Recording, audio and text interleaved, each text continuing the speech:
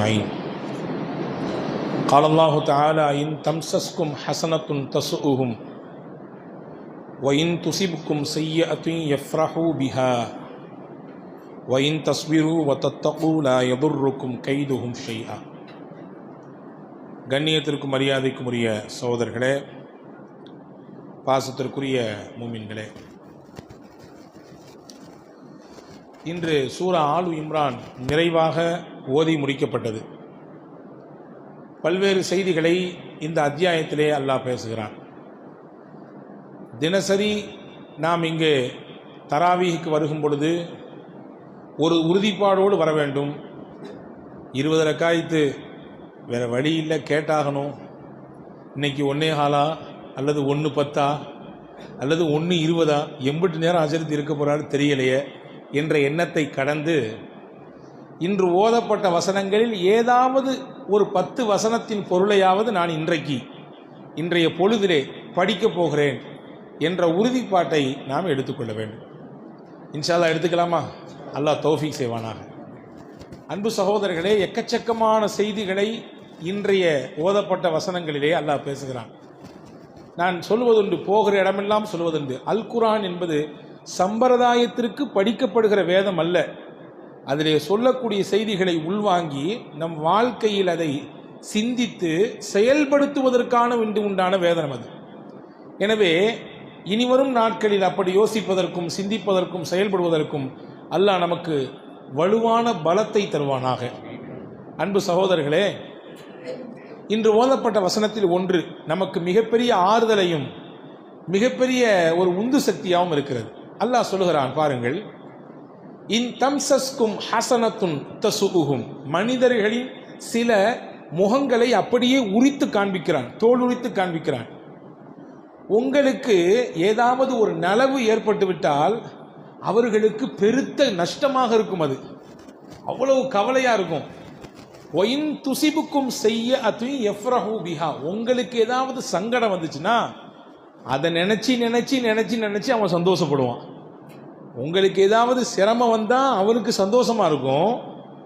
உங்களுக்கு ஏதாவது சந்தோஷம் வந்தால் அவர்களுக்கு மிகப்பெரிய வருத்தமாக கஷ்டமாக இருக்கும் என்று சொல்லிட்டு அல்லாஹ் சொன்னா, ஒயின் தஸ்பிரு வத்தத்தகு லா யதுர்ருக்கும் கைதுஹும் ஷைஆ.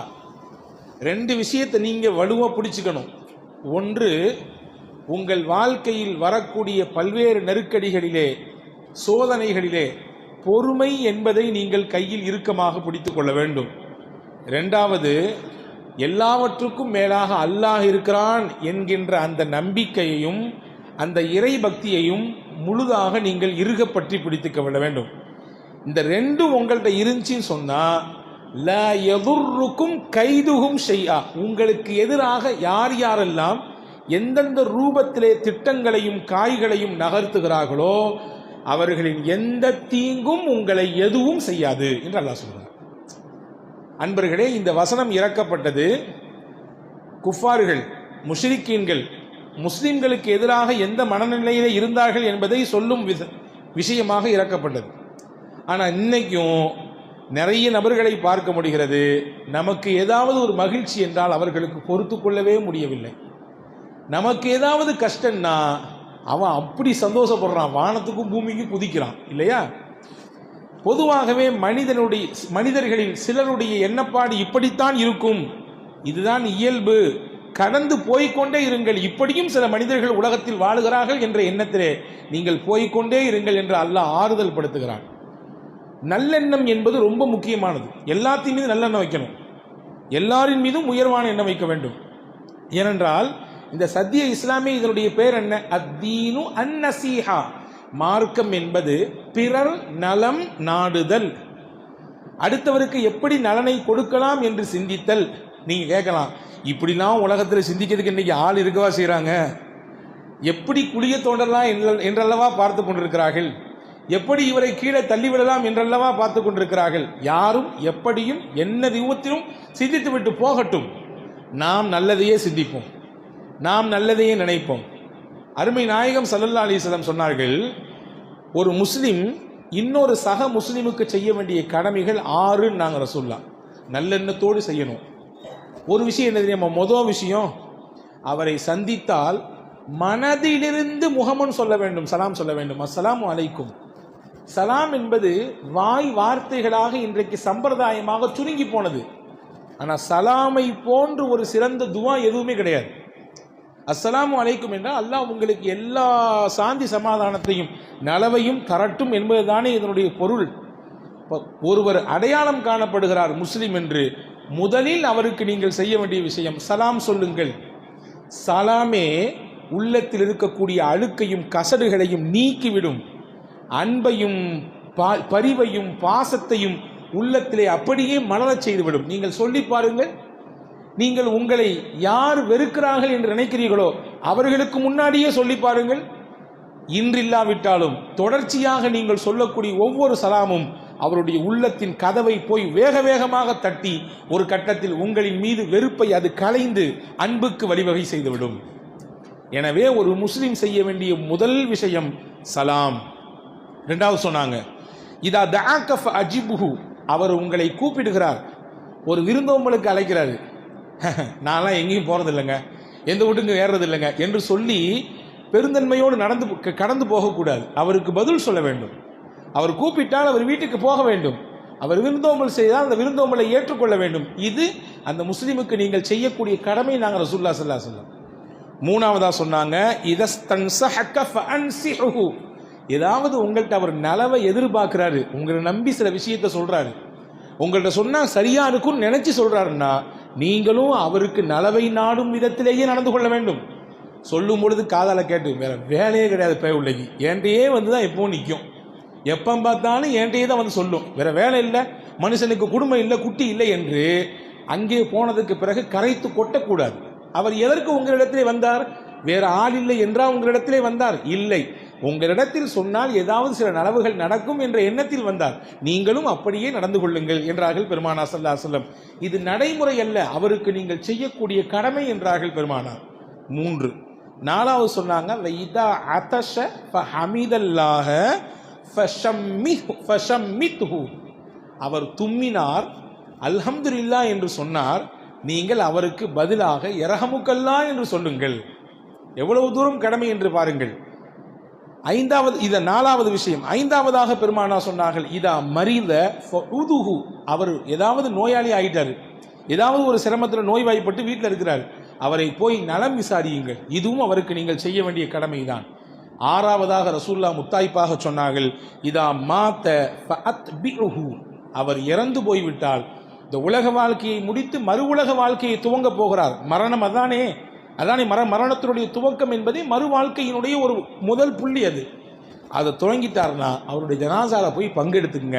இந்த 6மே ஒரு முஸ்லீம் இன்னொரு முஸ்லீமுக்கு நல்லெண்ணத்தோடு செய்யக்கூடிய கடமை என்றார்கள் பெருமானா ஸல்லல்லாஹு அலைஹி வஸல்லம். இந்த 6 நம்மிலே எத்தனை நபர்கள், இந்த நம்பர்களில் எத்தனை நம்முடைய வாழ்க்கையிலே எடுத்திருக்கிறோம் என்பதை ஒரு கணம் யோசிக்க வேண்டும். யாரும் நம்மை எப்படியும் நினைத்து விட்டு போகட்டும், நமக்கு எதிராகவே திட்டங்கள் திட்டட்டும், நமக்கு எதிராகவே கற்பனை கோட்டையில் அவர்கள் மிதந்து போகட்டும், நாம் நல்லதாகவே நினைப்போம். சொல்லுவாங்கல்ல, இன்னைக்கு நிறைய மக்களுடைய நிலைப்பாடு அப்படிதான் மாறி போச்சு. எனக்கு ஒரு கண்ணு போனாலும் பரவாயில்ல, என் எதிரிக்கு 2 கண்ணு போயிடணும் அப்படின்னு நினைக்கிறது தான் இன்றைய நினைப்பாக இருக்குது. கடவுள் வந்து வரம் கேட்டாராம் ஒருவரிடத்திலே, ராத்திரி உனக்கு என்ன வேணும் கேளு, என்ன கேட்டாலும் நாளைக்கு கொடுப்பேன், ஆனால் ஒரு தடவை யோசிச்சுக்கோ, உனக்கு என்ன கொடுத்தாலும் உன் நண்பனுக்கு அதை 2ஆ கொடுப்பேன்னு சொன்னாராம். இவருக்கானா பேஜாரா போச்சு, என்னது 1 கொடுத்தா அவனுக்கு 2ஆ, நம்ம ஒரு கார்னா அவருக்கு 2 காரா, நமக்கு ஒரு வீடுனா அவருக்கு 2 ஃபிளாட்டா, என்ன இது அநியாயமா இருக்குது, யோசிச்சு சொல்றேன் நாளைக்கு வாங்கன்றான். மறுநாள் வந்தார், யோசிச்சியா? யோசிச்சேன், என்ன வேணும்? ஒரு கண்ணை தூக்கிருந்தான். ஏன்? எனக்கு 1 போனால் அவனுக்கு 2 போகும்ல, போயிட்டு போகுது. 1 எனக்கு போனாலும் என் பக்கத்து வீட்டுக்காரனுக்கு என் நண்பனுக்கு 2ம் போயிடணும், அதில் எனக்கு ஒரு சந்தோஷம் இல்லையா? இதுதான் இன்றைய நினைப்பாக இருக்கிறது. நிறைய நபர்களுக்கு நமக்கு ஏதாவது ஒரு சிரமம் என்றால் அதை பெரிதாக நினைக்கிறோம், ஆனால் பக்கத்தில் உள்ளவருக்கு ஒரு சிரமம், அதுதான் ஒரு விஷயமா, இதை ஒரு பொழப்பா வந்து சொல்லிட்டு இருக்கிய. அப்போ நம்மால் கேட்பான், உனக்கு வந்தால் மட்டும் ரத்தம், எங்களுக்கு வந்தால் தக்காளி சட்னியா அப்படின்னு கேட்குறானா இல்லையா? எனவே அன்பு சகோதரர்களே, எல்லோருக்கும் எல்லா விதமான நலவையும் நினைக்க வேண்டும். இதை தான் இன்றைய வசனம் மிக அழகாக சொல்லித் தருகிறது. அடுத்தவருடைய கஷ்டத்தை பார்த்து நீங்கள் மகிழ்ச்சி படாதீர்கள். அடுத்தவரின் கஷ்டத்தை பார்த்து நீங்கள் ஆனந்தப்படாதீர்கள்.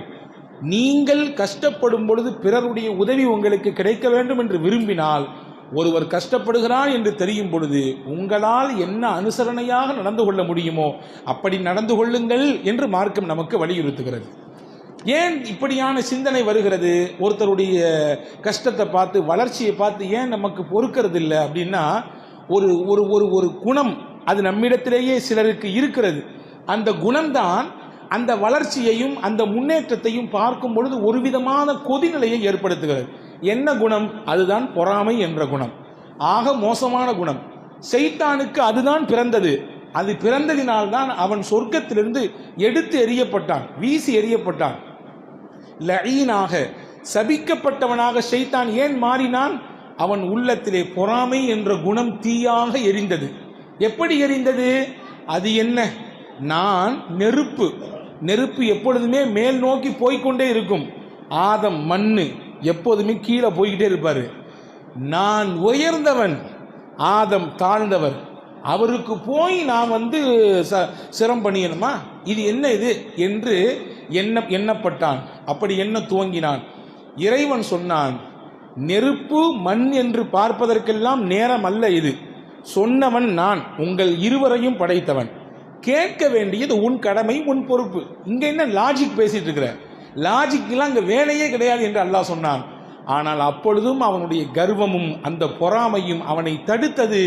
கடைசியிலே அவன் நெருப்பினால் படைக்கப்பட்டாலுமே கூட உலக அழிவு நாள் வரை அவன் மிகப்பெரிய சாபத்திற்கு உள்ளானவனாக போகிவிட்டான் என்பதை நமக்கு திருக்குரான் எடுத்து எம்புகிறது.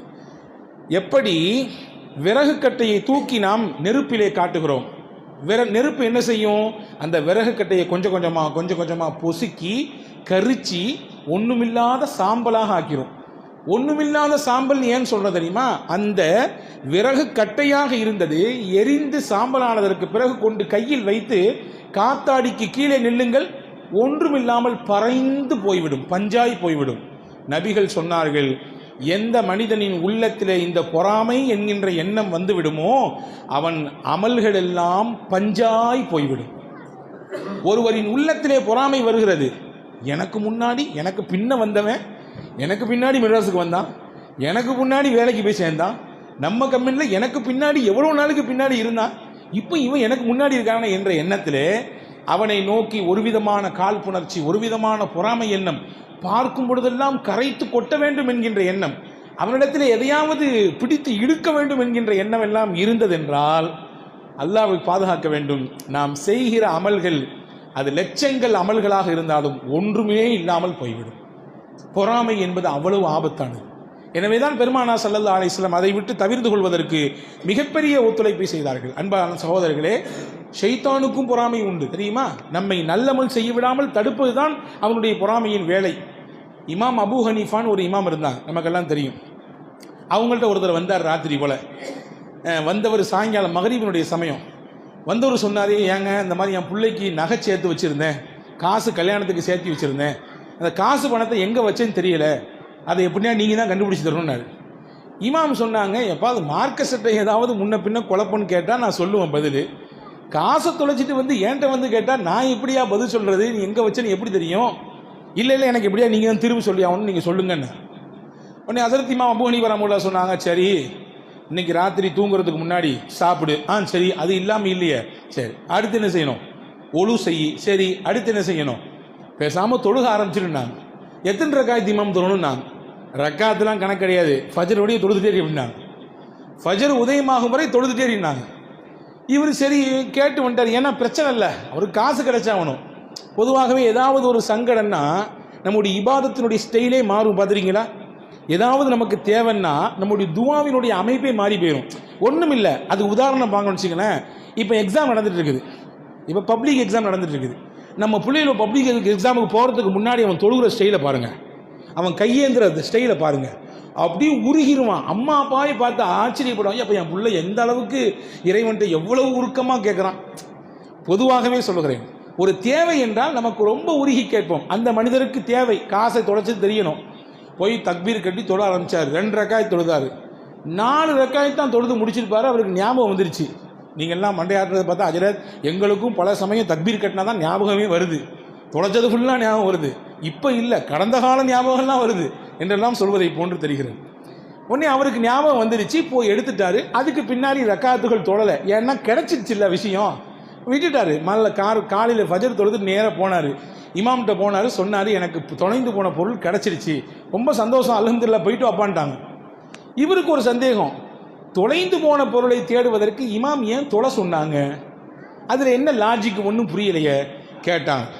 ஏங்க தொலை சொன்னீங்க காலையில் வரைய, அதான் விஷயமா அங்கே வா. தொலை சொன்னதுக்கு காரணம் என்னென்னா, நீ ரொம்ப உருக்கமாக தொழுதுருப்ப, ரொம்ப நீ ஈடுபாட்டோடு உன் பொருளை தேடணும் கண்டுபிடிக்கணுன்ற ரொம்ப உருக்கமாக பயபக்தியாக தொழுதுருப்ப. நீ பாட்டு காலில் வரைய ஃபஜர் வரைய தொழுதுட்டு இருந்தால் இந்த இடைப்பட்ட நேரத்தில் உன்னுடைய கல்பு ஃபுல்லாக மாறி அல்லாட்ட ரொம்ப நெருங்கிட்டேன்னா சைத்தானுக்கு பிடிக்காம போயிடும். அதனால தான் 4 ரக்காயத்தில் வந்து உன்னை தடுத்துட்டான், எங்கே வச்சியோ அதை ஞாபகப்படுத்தி விட்டான். எனவே தான் உன்னை தொலை சொன்னேன், சைத்தான் உன்னை தொலைவிட மாட்டான் என்பதற்காக வேண்டிதான் உன் பொருளும் கிடைக்கும் என்று நினைத்து சொன்னேன் என்ற வரலாற்று குறிப்பு இருக்கிறது.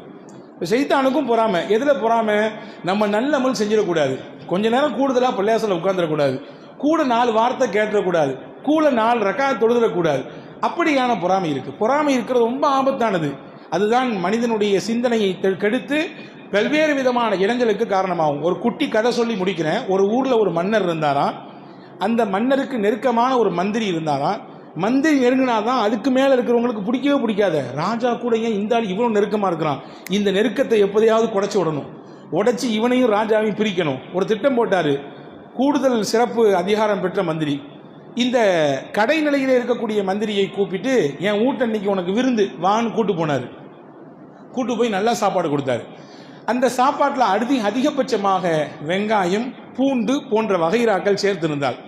நல்லா சாப்பிட்டார். அவர் சாப்பிட்டு கொண்டே இருக்கும் பொழுது இடையிலே கொஞ்ச நேரம் வெயிட் பண்ணி இந்த போயிட்டு வந்துடுறேன்னு போனார். நேராக எங்கே போனார், மன்னரை பார்க்க போனார். மன்னரே, நீங்கள் யாரை நம்பி எல்லாத்தையும் பொறுப்பை கொடுத்துட்டீங்களோ அந்த கடைநிலை மந்திரி உங்களை பற்றி ஊரில் இல்லாத பொருளாதெல்லாம் சொல்லிட்டு இருக்காரு. என்னையா சொல்கிறாரு, இல்லை உங்கள் வாயிலிருந்து ஏதோ ஒரு கெட்ட வாடை அடிக்குதாமா, அதனால் அந்த துர்நாற்றம் தாங்க முடியாமல் நான் மூக்கை பற்றி கொண்டு தான் அவருக்கு முன்னால் இருக்கிறேன், அவ்வளவு நாத்தம் பிடித்தவர் என்றெல்லாம் உங்களை பற்றி பேசிட்டு இருக்கிறாரு என்று சொல்லிட்டு அந்த ஆள் ஒரு வார்த்தை சொன்னால், வேணா இப்போ வருவார் பாருங்க உங்கள்கிட்ட, தன்னுடைய மூக்கையும் வாயையும் பொத்திக்கொண்டே வருவார், உங்களிடத்திலே வந்து பேசுவார், நீங்கள் வேண்டுமானால் பாருங்கள். அது எதற்கு பொத்துகிறார் தெரியுமா, உங்கள் வாயிலிருந்து வரக்கூடிய அந்த நாற்றத்தை தாக்கு பிடிக்க முடியாமல் பொத்துகிறார் என்று திரியை ஏற்றிவிட்டு இங்கே ஓடி வந்து விட்டார்.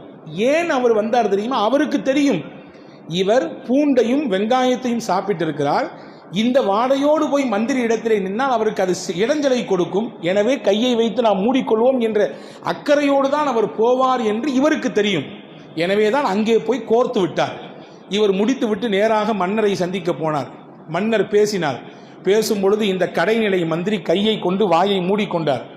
அவர் சொன்னது போன்றே இருக்கிறதே, பெரிய மோசக்காரனாக ஊரு ஃபுல்லாக நம்மளை பற்றி அவமானப்படுத்திதான் போல தெரியுதுன்னு சொல்லி உள்ளார போனார். போய் ஒரு துண்டு சீட்டை எடுத்தார். சீட்டில் எழுதினாரு, இந்த சீட்டை கொண்டு வருவனுக்கு உடனடியாக மரண தண்டனை கொடுக்க வேண்டும், அவ்வளோதான் உத்தரவு. அந்த சீட்டை மடித்து வந்த அந்த கடைநிலை மந்திரி இடத்திலே கொடுத்தார். இதை போய் இன்னும் அதிகாரிகிட்ட கொடு அப்படின்னு சொல்லி அனுப்புனார். சரி, மன்னர் சொன்னால் அதுக்கு மறுப்பு என்ன இருக்குது, வேக வேகமாக இந்த ஆள் போனார். போகும்பொழுது அதே வீட்டினுடைய அந்த உயர்நிலை மந்திரியினுடைய வீட்டு வழியாக கடந்து போனார்.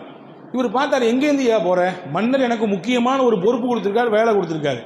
இந்த ஆள் நினச்சானாமா, இம்புட்டு தூரம் மன்னன்ட்ட போய் சொல்லியும் புத்தி இல்லாத மன்னனாக இருக்கிறான் அந்த ஆள், இவன்கிட்டயே மறுபடியும் வேலையை கொடுத்துருக்கானே, என்ன வேலை அதெல்லாம் தெரியாது, இந்த சீட்டை கொடுக்க சொன்னார். கொடு அந்த சீட்டை, நானே போய் கொடுக்குறேன், நீ எங்கேயும் போவாத என்று அந்த சீட்டை வாங்கி கையில் வைத்தார். போனார், அதிகாரி இடத்திலே கொடுத்தார். அதிகாரி திருப்பி பார்த்தார், இந்த சீட்டை கொண்டு போவதனுடைய தலை கொய்யப்பட வேண்டும். பிடித்தார், வெட்டினார், முடிந்து போனது கதை. எதற்கு இந்த கதை என்றால், தவறு நினைத்தவன் யாருக்கு தீங்கிழைக்க வேண்டும் என்று நினைத்தானோ கடைசியில் அந்த தீங்கு அவனை தான் வந்தடையும். அந்த கடைநிலை மந்திரிக்கு தப்பான எண்ணம் எதுவும் இல்லை, எனவே அவர் பாதுகாக்கப்பட்டார். இப்படித்தான் உலகம். நாம் நல்லதை நினைத்தால் நல்லதே நமக்கு நடக்கும், நம் உள்ளத்திலே தீயது நினைத்தால் நமக்கு வந்து சேருவதும் தீமையாகத்தான் வந்து விடியும். எனவே அல் குர்ஆனிலே இந்த ஆலு இம்ரானின் அத்தியாயத்திலே இந்த வசனத்திலே அல்லாஹ் சொல்கிறான், நீங்கள் சந்தோஷமாக இருப்பது அவர்களுக்கு பிடிக்காது, நீங்கள் கஷ்டப்படுவது அவர்களுக்கு ரொம்ப பிடிக்கும். அப்படி நினைக்கிறாங்களே, நம்ம இவ்வளவு செஞ்சு நம்மளை இப்படி படுத்தி இருக்கிறாங்களே, வருத்தி இருக்கிறாங்க, நீங்கள் நினைக்காதீங்க. 2 விஷயத்தை மட்டும் கையில் இறுக்கமாக பிடிச்சிங்க. அல்லாஹ் இருக்கிறான் எல்லாத்துக்கும் மேலே அப்படின்னு நம்புங்க. கொஞ்சம் பொறுமையா இருங்க. வாழ்க்கைங்கிறது மாறி மாறி வரும். சூரியன் எப்படி வந்தால் மறுபடியும் மறைந்து மறுபடியும் சந்திரன் வருகிறதோ அதே போன்று வாழ்க்கை ஓட்டத்திலே மாறிக்கொண்டே இருக்கும். எல்லாம் அந்த கால ஓட்டத்தில் எல்லாம் தானாக சரியாகிவிடும். அதை நினைத்து நீங்கள் வெதும்பி வெந்து நீங்கள் வருத்தப்பட வேண்டாம் என்று ரொம்ப அற்புதமான ஆறுதலை நமக்கு வல்ல அல்லாஹ் இந்த வசனத்தின் மூலமாக தருகிறான். வல்ல அல்லாஹ் அப்படிப்பட்ட உயர்ந்த சிந்தனையோடு வாழக்கூடிய தௌஃபீகை நம் எல்லோருக்கும் அல்லாஹ் தருவானாக. ஒரு அற்புதமான துவாவையும் இந்த இடத்திலே நாம் நினைவுபடுத்த வேண்டும். பெருமானா ஸல்லல்லாஹு அலைஹி வஸல்லம் கேட்ட துவா, அல்லாஹும்ம இன்னி அஊது பிக்க மின் ஜுஹுதில் பலாஇ வ தர்கிஷ் ஷகாஇ வ சூஇல் கலாஇ வ ஷமாத்தத்தில் அஅதா. யா அல்லாஹ், சோதனைகளை விட்டு என்னை காப்பாற்று.